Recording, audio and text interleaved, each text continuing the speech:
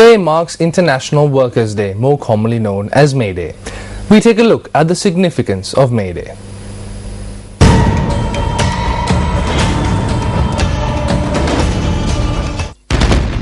Workers gathered in Chicago in the USA on the 1st of May 1886, requesting their work shift be limited to 8 hours a day, thus marking a memorable day in world history.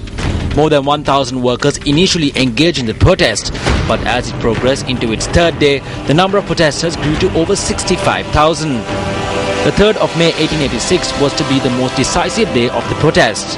Following influence from employers, armed policemen opened fire on protesters, claiming the lives of 4 workers. Workers once again gathered at the Haymarket Square, reacting angrily to the attack carried out the previous day.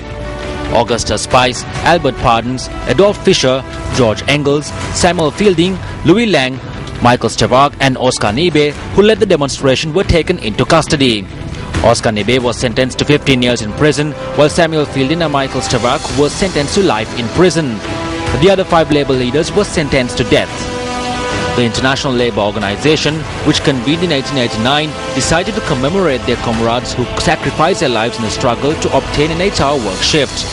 Accordingly, May 1st was announced as the International Workers' Day, or commonly known as May Day, dedicated to observing the rights and privileges of the working class.